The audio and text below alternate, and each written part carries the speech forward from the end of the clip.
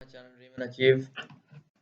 अगर आपने अभी तक सब्सक्राइब नहीं किया मेरे चैनल को तो प्लीज सब्सक्राइब करें। I have come here with another lecture series on Indian polity. I am Bharat from BITS Pilani and I hope that you will be able to benefit from my lectures in all the competitive exams that you are preparing, including UPSC, PSC and so on. Right. So without further ado, let's get started. आज हम बात करने वाले हैं बहुत ही important chapter की, that is public services. आप कल की डेट में अगर आप कॉम्पिटिटिव एग्जाम दे रहे हैं, यूपीएससी या कोई भी अदर, तो आप गवर्नमेंट सर्वेंट बनना चाहते हैं। और गवर्नमेंट सर्वेंट का जो बेसिक काम होता है, या फिर सिविल सर्वेंट आप कह सकते हैं, या पब्लिक सर्वेंट का जो बेसिक काम क्या होता है और उससे रिलेटेड हमारे कॉन्स्टिट्यूशन में प्रोविजंस क्या दिए हुए हैं, ये जानना एक्सट्रीमली इम्पोर्टेंट हो जाता है, क्योंकि आप फाइनली उसी सर्विस के लिए एम कर रहे हैं और उसी सर्विस की तैयारी कर रहे हैं। अगर आप गवर्नमेंट एग्जाम दे रहे हैं, तो नहीं भी दे रहे हैं तो पब्लिक सर्वेंट्स का बहुत इंपॉर्टेंट रोल होता है हमारे देश के एग्जीक्यूटिव ऑर्गेनाइजेशन को चलाने के लिए एंड गवर्नमेंट की पॉलिसीज को इम्प्लीमेंट करने के लिए। सो उनके बारे में जानना एक अवेयर सिटीजन का कर्तव्य बनता है, राइट। सो पब्लिक सर्विसेज के चैप्टर के बारे में आज हम जानेंगे कि इससे रिलेटेड हमारे कॉन्स्टिट्यूशन में क्या क्या प्रोविजंस हैं, क्या क्या रूल्स हैं, पब्लिक सर्वेंट होने के क्या मतलब होते हैं उनकी रिस्पॉन्सिबिलिटीज क्या होती हैं और उनसे रिलेटेड क्या क्या एक्ट और लॉज हमारे कॉन्स्टिट्यूशन में पास किए गए हैं। तो पब्लिक सर्विसेज से जो रिलेटेड प्रोविजंस हैं वो दिए गए हैं इन आर्टिकल्स 308 से 314 of constitution in part 14, right. और इसमें तीन तरह की पब्लिक सर्विस आती है, that is all India services, जिसके अंडर में आईएएस आईपीएस वगैरह आते हैं। Then there is central services, जिसमें आईआरएस रेवेन्यू सर्विसेज आती हैं एंड अदर सर्विस आती हैं। And then there is a state service, जिसके अंदर स्टेट पुलिस या स्टेट एडमिनिस्ट्रेटिव ऑफिसर्स आते हैं। ये सारे के सारे पब्लिक सर्विसेज के तीन मेजर कैटेगरीज हैं, जिनके बारे में हम अलग अलग हेड्स में डिस्कस करेंगे। आर्टिकल 308 पहले कहता था कि जो प्रोविजंस हैं पब्लिक सर्विसेज के वो जेएनके में अप्लाई नहीं करेंगे, राइट। लेकिन अब क्योंकि जो जेएनके है उसको आपका स्टेट से हटा के यूनियन टेरिटरी में कर दिया गया है कन्वर्ट, तो इसीलिए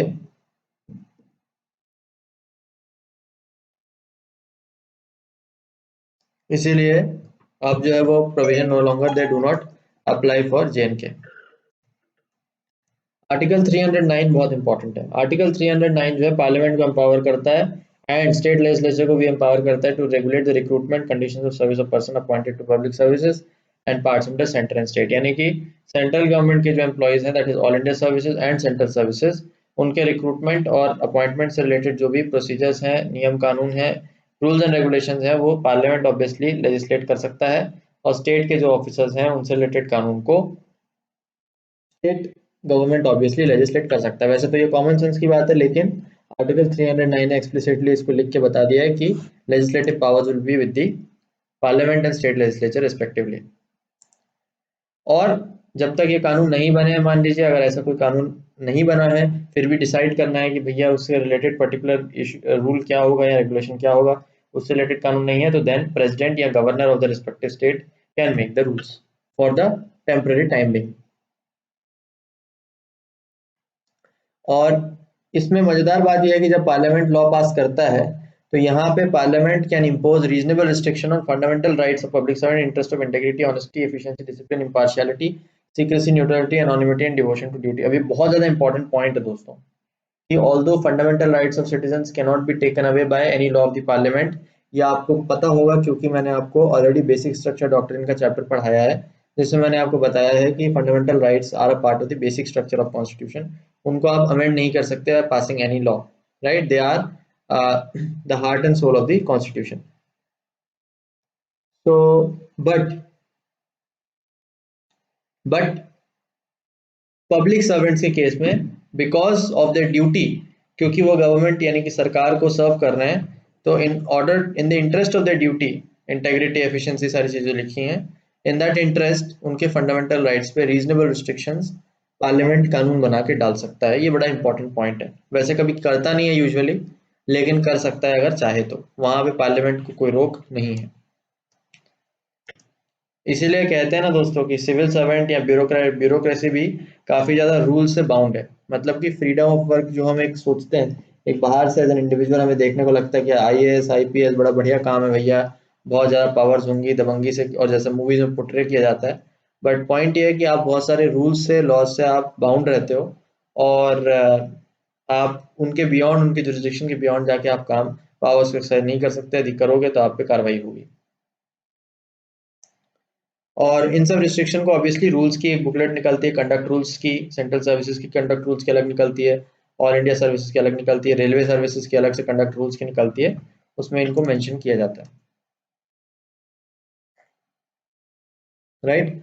अब नेक्स्ट आता है दोस्तों आर्टिकल 310। आर्टिकल 310 में कहा जाता है कि defence services, civil services centre and all India services or person holding military post, civil post, जितने भी पॉइंट्स मैंने लिखे हैं इन सबको एज इट इज याद रखिएगा, बहुत ही ज्यादा इंपॉर्टेंट है। राइट। सो ये जो भी पोस्ट मैंने बात की, ये सब post they hold office during the pleasure of the president. यानी कि प्रेसिडेंट जब चाहे तब इन, मतलब president is the final authority जो इन पोस्ट के मेंबर्स को हटा सकता है। राइट। प्रेसिडेंट ही अपॉइंट करता है, प्रेसिडेंट ही हटा सकता है, तो they hold during the pleasure of the president. Similarly state के लिए they hold during the pleasure of the governor, यानी गवर्नर चाहे तभी इनको हटाया जा सकता है। इसीलिए कहते हैं कि गवर्नमेंट जॉब में सिक्योरिटी काफी ज्यादा होती है, बिकॉज प्रेसिडेंट के अलावा किसी भी अथॉरिटी के पास पावर नहीं है कि आपको अपनी पोस्ट से हटा दिया जाए। So you are at the pleasure of the governor, not even the state government. State government भी आपको अपनी नौकरी से नहीं निकाल सकता है, ज्यादा से ज्यादा आपकी ट्रांसफर कर सकता है किसी शंटेड पोस्ट पे, या फिर हो सकता है कि आपका जो करियर का रिकॉर्ड है, एसीआर वगैरह है, वो सारी चीजों को जो है खराब जरूर कर सकता है, बट नौकरी से आपको नहीं निकाल सकता है। सस्पेंड भी कर सकता है, बट टर्मिनेट नहीं कर सकता दोस्तों, इतनी आसानी से नहीं कर सकता है। Right. That is why there is a lot of security. तो ये आर्टिकल 310 बड़ा इंपॉर्टेंट आर्टिकल है, आपको पता होना चाहिए। अब इस रूल का एक एक्सेप्शन है। एक्सेप्शन क्या है? एक्सेप्शन ये प्रेसिडेंट और governor in order to secure service of person having special qualification provide for the payment of compensation to him in two cases, if the post is abolished before the expiration of the contractual period. मान लीजिए कि contract का period 5 साल का था कि भाई 5 साल के लिए बंदा सर्व करेगा गवर्नमेंट में, लेकिन उस गवर्नमेंट के 5 साल के पीरियड के खत्म होने से पहले ही जो है पोस्ट को अबॉलिश कर दिया गया। पोस्ट को यदि अबॉलिश कर दिया जाए तो भी प्रेसिडेंट या गवर्नर उसकी सर्विसेज को कंटिन्यू कर सकता है लेने की, और उसको कंपनसेशन दे सकता है कि भैया आपको 4 साल का 5 साल का कॉन्ट्रैक्ट था, तो कोई बात नहीं, भले पोस्ट को अबॉलिश कर दिया गया, लेकिन आप अभी भी हमारे को एज ए कंसल्टेंट आप हमें एडवाइस दीजिए, आपको हम कंपनसेशन देते रहेंगे, या आपका नॉलेज एक्सपर्टीज इतना ज्यादा है तो आपको कंपनसेशन दे सकते हैं। और दूसरा, अगर उसको किसी वजह से अपनी पोस्ट वेकेट करनी पड़ रही है for not reasons of misconduct, मतलब एक तो हो गया कि पोस्ट से हटा दिया गया मिसकंडक्ट की वजह से, अच्छा बिहेवियर नहीं है, अच्छे से काम नहीं किया है ना, सही तरीके से अपने ड्यूटीज को अपने डिस्चार्ज नहीं किया, तो आपको पोस्ट से हटा दिया गया, वो अलग इशू है। लेकिन अगर पोस्ट से नहीं हटाया गया है, तो फिर अगर आप किसी और रीजन की वजह से वेकेट आपको करना पड़ गया पोस्ट को, तो प्रेसिडेंट या गवर्नर चाहें तो आपको कह सकते हैं कि चलो कोई बात नहीं, आपको वेकेट करना भी पड़ रहा है, पर आप क्योंकि नॉलेजेबल व्यक्ति हैं, हम आपको कंपनसेशन देंगे।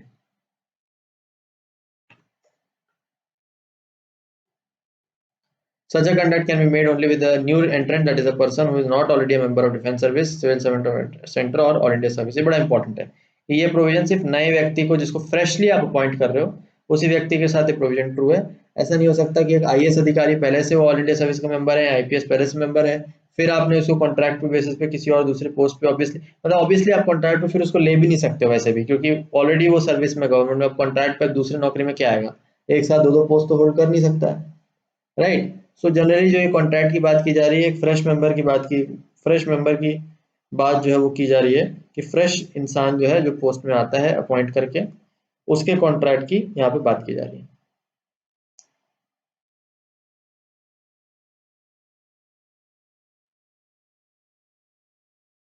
ठीक है।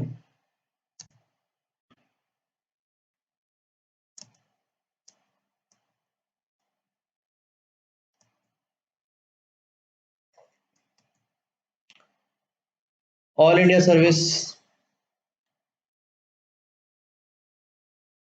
से रिलेटेड क्या है ये हम देखते हैं एक बार, और ऑल इंडिया सर्विसेज क्या है। ऑब्वियसली आप जानते हैं कि ऑल इंडिया सर्विस जो है वो ऐसी सर्विसेज हैं जो सेंट्रल गवर्नमेंट और स्टेट गवर्नमेंट दोनों में कॉमन है। कॉमन का मतलब ये हुआ कि जो ऑल इंडिया सर्विस के मेंबर्स हैं वो स्टेट गवर्नमेंट को भी सर्व कर सकते हैं और सेंट्रल गवर्नमेंट को भी सर्व कर सकते हैं। तो सेंट्रल गवर्नमेंट में डेपुटेशन पे यूजुअली स्टेट के ऑफिसर्स जाते हैं। सो यदि आप एक आईएएस या आईपीएस ऑफिसर बनते हैं या इंडियन फॉरेन सर्विसेज के, तो आपको एक कैडर अलॉट होता है। उस कैडर की स्टेट गवर्नमेंट को आपको जाके यूजुअली सर्व करना होता है। But there are provisions for deputation also, कि अगर आप चाहें तो सेंट्रल गवर्नमेंट में भी जाके अपनी सर्विसेज प्रोवाइड कर सकते हैं। राइट, तो ये सारी चीज़ें जो लिखी गई हैं ये ऑल इंडिया सर्विसेज एक्ट 1951 के द्वारा लिखी गई हैं, जिसमें सेंट्रल गवर्नमेंट को ऑथराइज किया गया है रूल्स बनाने के लिए in consultation with the state government, right, for recruitment and regulation of service condition of members of all India service. तो ऑल इंडिया सर्विस के मेंबर्स के पास मेंबर्स से जो रेगुलेशन और रिक्रूटमेंट अपॉइंटमेंट की जो पावर्स हैं वो दोनों स्टेट और सेंट्रल गवर्नमेंट के बीच में बटी हुई हैं। बट लेकिन there is a greater control by the central government. State government के पास सिर्फ जब वो कैडर में है तब तक उनके पास कंट्रोल है, और वो भी ज्यादातर usually control transfer and posting से रिलेटेड ही होता है। बाकी जो प्रोविजंस हैं वो यूजुअली सेंट्रल गवर्नमेंट के हाथ में होते हैं, जैसे कि उनका टर्मिनेशन या फिर उनका डेपुटेशन के लिए फाइल्स को वो करना, वो सारी चीजें। और जो आईएएस इंडियन एडमिनिस्ट्रेटिव सर्विस जिसका इतना ज़्यादा बड़ा क्रेज हमारे देश इंडियन इंडियन कॉन्टेक्स्ट में बहुत ज़्यादा बड़ा क्रेज फैला हुआ है, वो 1947 में इंडियन सिविल सर्विस थी। उसको रिप्लेस करके बनाया गया इंडियन एडमिनिस्ट्रेटिव सर्विस। ब्रिटिशर्स के टाइम की बेसिकली सर्विसेज हैं।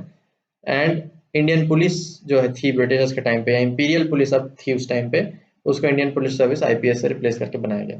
राइट, सो ये पुराने ब्रिटिश इंस्टीट्यूशन हैं जिनको एज इट इज बिना ज़्यादा चेंजेस किए कन्वर्ट करके सर्विसेज में कन्वर्ट कर दिया गया हमारे देश में।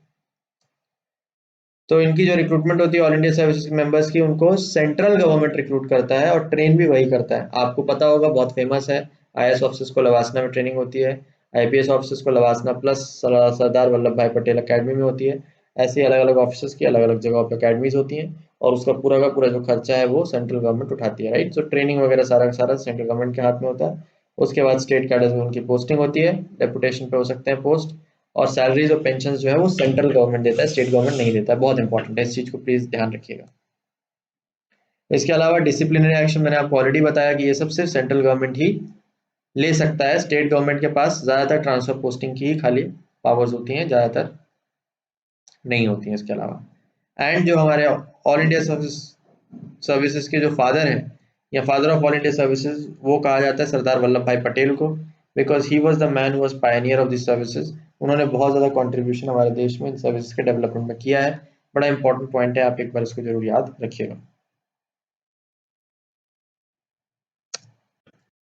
दूसरा आते हैं दोस्तों सेंट्रल सर्विसेज। सेंट्रल सर्विसेज जो है ये वो सर्विसेज हैं जिनको स्टेट से कोई लेना देना नहीं है। सारा का सारा जो एक्सक्लूसिव जुरिस्डिक्शन है वो पूरा का पूरा स्टेट सेंट्रल गवर्नमेंट के पास ही होता है। राइट, इसलिए उनको किसी पर्टिकुलर स्टेट में जिंदगी भर सर्व नहीं करना है। भारत की किसी भी सिटी में किसी भी जगह पे उनकी पोस्टिंग की जा सकती है, और यूजुअली ABCD 4 ग्रुप में इनको बांटा जाता है इन पोस्ट को। ए और बी के जो ग्रुप होते हैं उनको गेजेटेड ऑफिसर्स कहा जाता है, एंड सी जो होता है वो क्लरिकल स्टाफ होता है, जो क्लर्क वगैरह उनके अंडर में काम करते हैं, और डी जो होता है वो और नीचे वाले पियून और उसके नीचे वाले जो मैनुअल हाथ का काम करते हैं वो सारे वर्कर्स होते हैं ग्रुप डी के अंदर। राइट, तो 4 भागों में सेंट्रल सर्विसेज को बांटी जाती है। सो यहाँ पे आपको IRS, revenue service, custom service, ये सारी सर्विसेज देखने को मिलेंगे एग्जाम्पल अगर आप जानना चाहते हैं तो। Right, so both the services are very prestigious and both are having huge responsibilities in their respective jurisdictions।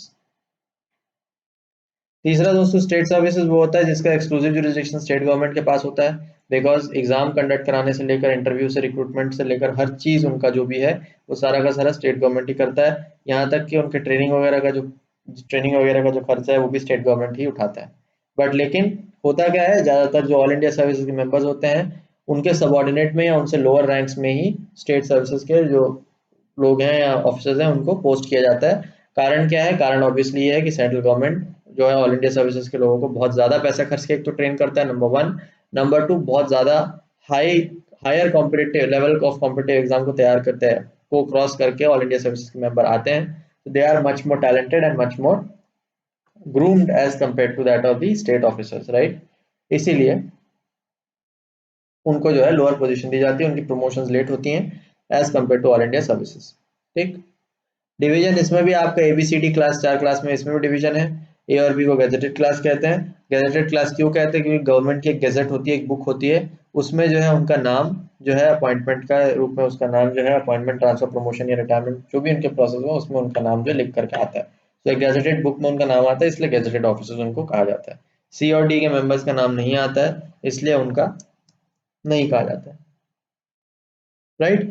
और ऑल इंडिया सर्विसेज एक्ट में ये एक बहुत इंपॉर्टेंट चीज भी स्पेसिफाइड है कि सीनियर पोस्ट जो है 1/3 in IAS IPS required to fill in with promotion of officer employed in state services. तो ताकि स्टेट सर्विसेज के ऑफिसर्स का जो मोरल है एकदम ज्यादा डाउन ना हो, उनको भी मौका मिले स्टेट में हायर पोजीशंस को होल्ड करने का, इसलिए 1/3 जो सीट्स हैं, हायर सीट्स, उनको स्टेट ऑफिसर्स के लिए भी रिजर्व किया जाता है कि भाई आप लोग प्रमोशन के थ्रू इन सीट्स को आप ऑक्यूपाई करेंगे। राइट। तो IAS IPS IFS तीनों में ये प्रोविजन दिया गया है। ठीक। और इसको प्रोविजन प्रमोशंस को कौन करता है? ऑब्वियसली एक सिलेक्शन कमेटी करती है, उसके रिकमेंडेशन पे होता है, जिसको प्रिसाइड करता है कौन? चेयरमैन या member of the UPSC, not state PSC, please इसको याद रखिएगा। UPSC के जो मेंबर होते हैं वो चेयर करते हैं इस मीटिंग को, स्टेट PSC के मेंबर नहीं चेयर करते हैं।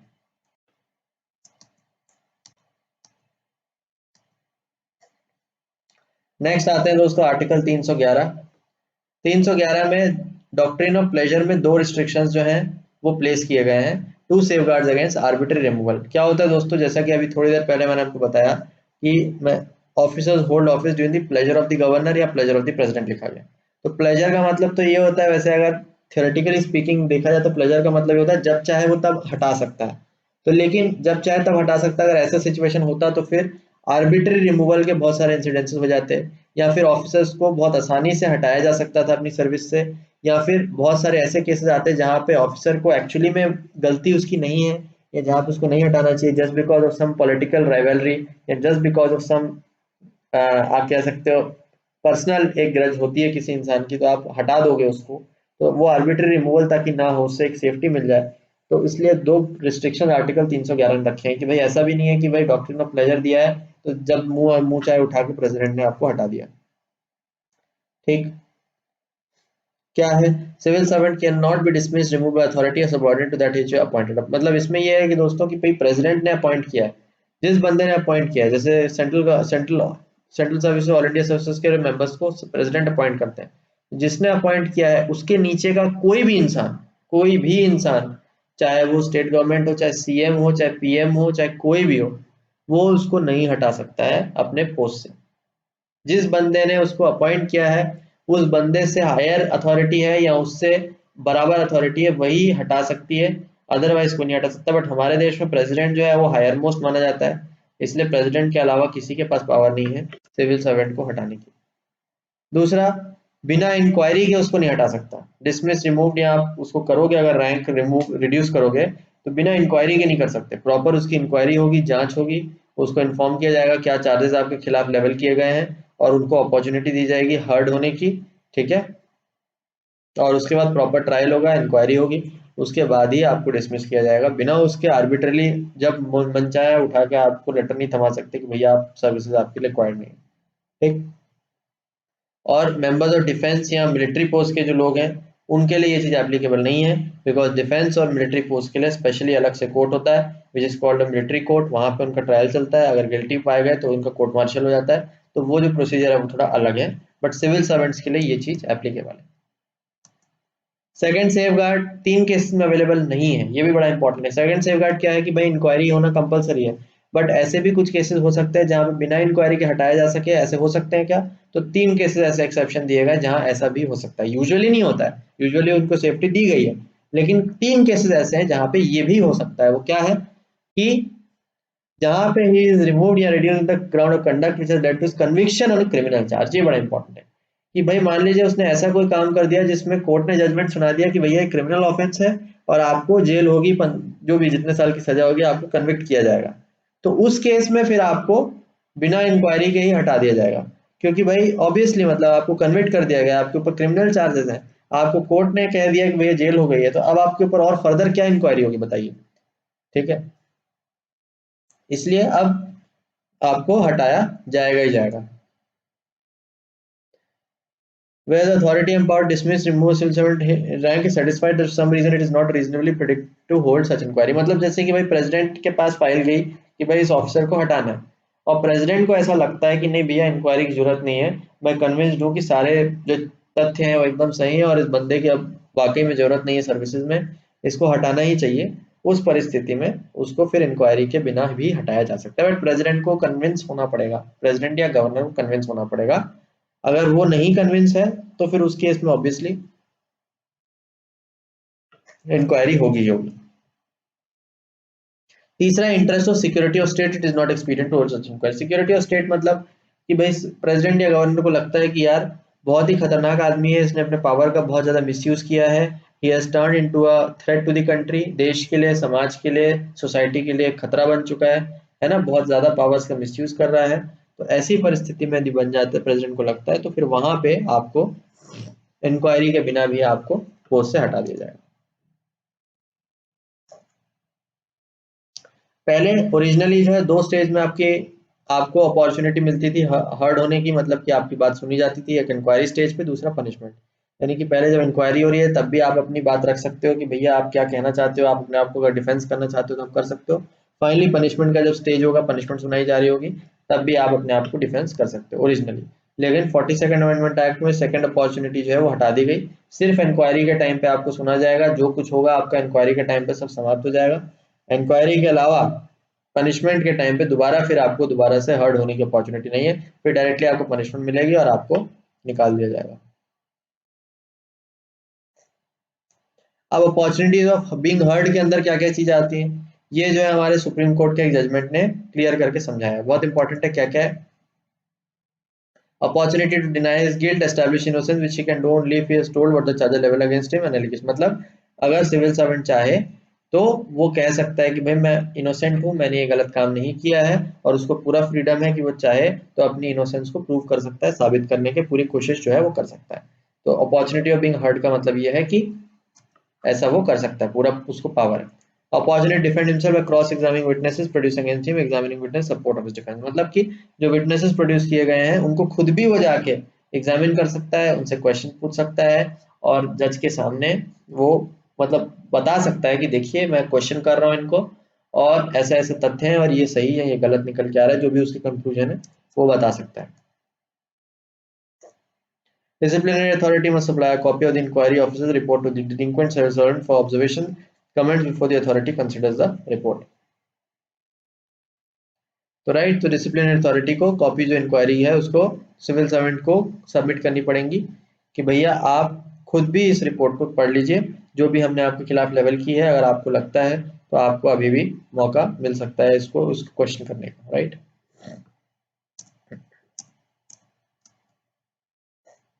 देन आते हैं दोस्तों आर्टिकल 312। आर्टिकल 312 क्या कहता है कि पार्लियामेंट जो है नई ऑल इंडिया सर्विसेज भी चाहे तो क्रिएट कर सकता है, including all India judicial service. इसका बीच में काफी ज्यादा चलन चला था, लेकिन ये अभी हो नहीं पाया है, राइट। लेकिन क्योंकि Rajya Sabha represents the council of states, ठीक है, और ऑल इंडिया सर्विसेज के मेंबर्स जाके स्टेट को सर्व करते हैं, इसीलिए यहाँ पे राज्यसभा की रेजोल्यूशन की रिक्वायरमेंट होती है कि उसे लगता है कि it is necessary for expedient national interest to do so.